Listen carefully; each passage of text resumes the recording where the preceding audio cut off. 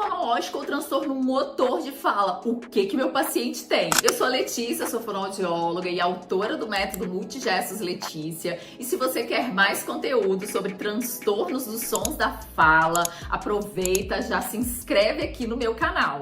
Essa é a dúvida que eu mais escuto dos fonoaudiólogos que estão aí perdidos, com dúvidas, sem saber como diferenciar. Só que nesse vídeo aqui eu vou te contar e vou te mostrar 4 características que vai facilitar a sua vida. O transtorno fonológico, ele é um velho conhecido nosso da clínica. É aquele paciente que chega com dificuldade em determinados sons, faz algumas trocas, não tem certos fonemas. E aí a gente vai lá, trabalha a instalação desse fonema e a criança evolui. São casos que geralmente tendem a evoluir mais rápido, respostas mais rápidas. E aí a gente começa a ter aqueles casos no consultório que a gente faz o que a gente sempre fez, só que não dá certo mais. E aí eu vou lá, faço intervenção, mostro, faço do mesmo jeito que eu fazia e esse paciente não evolui. Sabe por quê? Porque provavelmente esse paciente não tem transtorno fonológico, esse paciente tem um transtorno motor de fala. Então você precisa diferenciar o que é um, o que é outro, para você então definir o seu planejamento terapêutico, porque é completamente diferente. Hoje então aqui vamos focar nessas 4 características. Transtorno fonológico é uma criança que não tem dificuldade em vogais. Então, essa é a primeira característica. Não tem erro em vogais. É uma criança que fala as palavras, fala todas as vogais, não tem erro na vogal. Ela tem erro em outros sons, mas a vogal ela não tem problema. A segunda característica é que essa criança não tem dificuldade na extensão da palavra, ou seja, ela fala uma palavra pequena, ela fala uma palavra grande e ela não tem dificuldade entre um e outro. Só que ela erra o fonema, o som. Só que ela fala a palavra grande sem dificuldade nessa extensão. Ou seja, ela fala todas as partes da palavra. Então, se a palavra, por exemplo, não tem, aquele determinado som que ela não consegue, que ela troca, ela vai falar essa palavra normalmente. Ou se tem a palavra que ela troca, ela vai fazer a troca, mas ela vai falar todas as partes da palavra. Então, ela não tem dificuldade nessa extensão da palavra. Terceira característica é a alteração de prosódia. Que isso, gente? Prosódia da fala. Essa prosódia é essa entonação que a gente dá. É o ritmo de fala, se fala muito rápido, muito devagar, E quando uma criança tem transtorno fonológico, ela não tende a ter alteração nessa prosódia da fala. Então ela tem uma fala, que a gente entende, essa prosódia e essa entonação, o que ela tá querendo contar, por mais que ela tenha esses erros ali, nos sons. E a quarta característica é que no transtorno fonológico, essa criança, os erros tendem a ser mais consistentes, ou seja, ela fala uma palavra errada, ela sempre fala aquela palavra errada daquele mesmo jeito. Tota tola, ela sempre fala tota tola.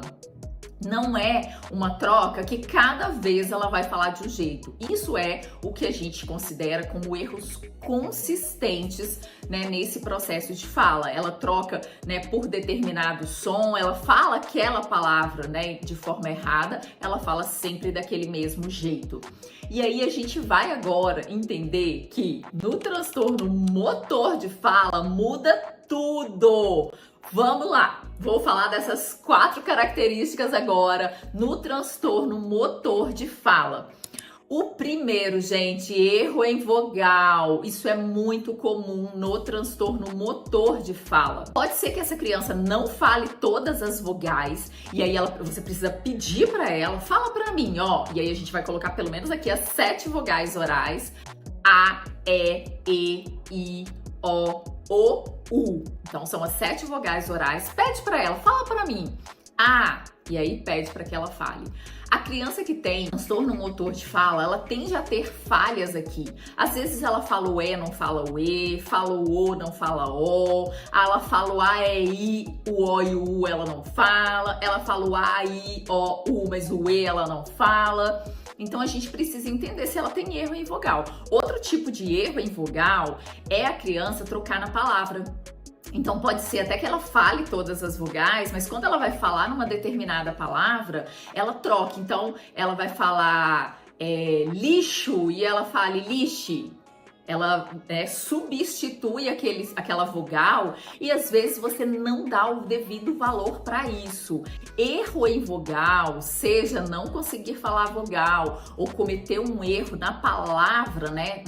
Cometer esse erro, não conseguir falar essa vogal na palavra, é algo que a gente vai ligar sinal de alerta para transtorno motor de fala. A segunda característica muito importante do transtorno motor de fala é essa criança não conseguir falar palavras maiores, ela tem dificuldade na extensão da palavra. Então são crianças que tendem a falar palavras menores, talvez ali palavras monossílabas, um dissílabo, só que palavras mais extensas, ou essa criança não tenta falar, ou se ela tenta falar, ela fala faltando partes dessa palavra, ou ela embola muito para falar, fala silabado. Então a gente já vai prestando atenção. Se essa criança não consegue falar, né, uma palavra pequena da mesma forma que ela vai falar uma palavra grande, né, ela tem dificuldade nessa extensão da palavra, eu vou ficar muito atento. Isso é muito comum no transtorno motor de fala. A terceira característica é a alteração de prosódia. Em transtorno motor de fala, a criança tende a falar muito rápido ou muito devagar, ou essa criança fala muito baixo, ou ela fala muito alto, essa criança fala silabado, uma voz meio robotizada. Isso é a alteração de prosódia que a gente encontra, né, nas crianças que têm transtornos motores de fala. A quarta característica que a gente precisa chamar a atenção é com relação às trocas que tendem a ser inconsistentes. Então, uma criança fala uma determinada palavra cada vez de um jeito. Então ela fala errado aquela palavra, em um contexto ela fala de um jeito, daí a pouco ela fala de outro, daí a pouco ela fala de outro. Cada vez ela vai trocando e falando de formas variadas. Isso é o que a gente chama de trocas inconsistentes. Ou seja, ela fala cada vez de um jeito e aí eu preciso estar atento a isso. Porque devido à sua dificuldade de planejamento, programação e execução dos sons, pode ser que ela tenha essa dificuldade e cada vez que ela vai falar, ela não consegue repetir aquele padrão que ela já fazia antes. Olha como que isso é tão diferente lá do transtorno fonológico, onde essa criança, ela tem dificuldade naquele som, então ela faz aquela determinada troca, né, ou aquela omissão e ela fala a palavra sempre do mesmo jeito. Aqui ela vai falar essa palavra sempre de uma forma muito diferente a cada vez que ela tenta, mas ela não precisa fazer isso com todas as palavras. Às vezes tem palavras que ela já automatizou, certo ou errado, mas novas palavras ou determinadas palavras, né, dentro dali do repertório dela, pode ser que ela vá variar, por isso a gente precisa buscar entender essa característica. Então, o primeiro passo, gente, é você entender se o paciente tem um transtorno fonológico ou se o paciente tem um transtorno motor de fala. Sabe por quê? A intervenção desses dois transtornos é completamente diferente. Então, se você tem uma criança que tem um transtorno motor de fala e você está intervindo da maneira tradicional, achando que é um transtorno fonológico, pode ser esse caso que você tá aí e que não tá evoluindo. A criança não está conseguindo avançar. Então preste atenção, entenda essa diferença. Esse é o primeiro passo. Agora me conta, você tem paciente com transtorno motor de fala ou que depois desse vídeo você está desconfiado que ele pode ter transtorno motor de fala? Me conta aqui nos comentários.